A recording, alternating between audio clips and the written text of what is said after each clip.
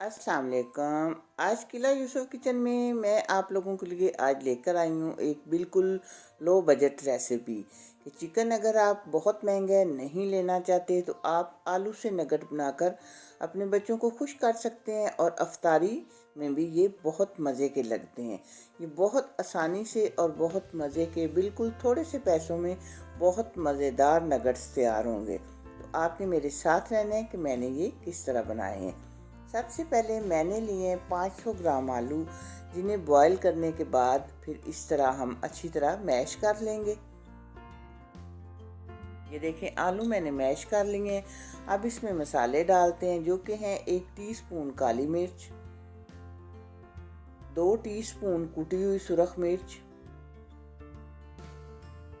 1 teaspoon chaat masala, 1 teaspoon जीरा मसाला, 1 teaspoon ginger powder, 1 teaspoon नमक और धनिया। इन चीज़ों में आप कमी बेशी कर सकते हैं अपने टेस्ट के मुताबिक। धनिया डालने के बाद अब हम डालेंगे इसमें 2 टेबलस्पून कॉर्नफ्लोर और अब इन सब चीज़ों को कर लेंगे मिक्स।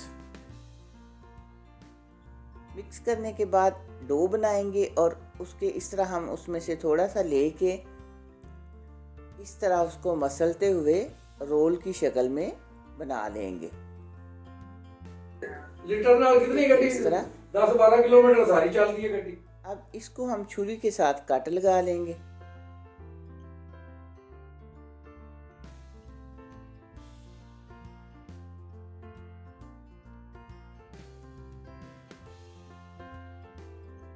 अब आप एक फोक लें और उसे इस तरह दबा के ऊपर डिज़ाइन बना लें।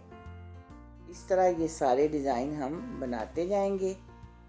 ये देखें। और अब एक अंडा फेंट लें आप, उसमें थोड़ी सी मिर्चें और थोड़ा सा नमक डाल के तो अच्छी तरह उसको फेंट लें।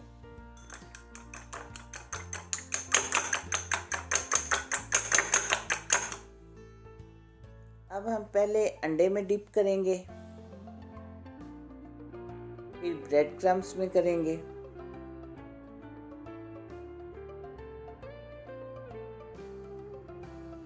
और इस तरह हम ये सारे नगेट्स पहले तैयार कर लेंगे।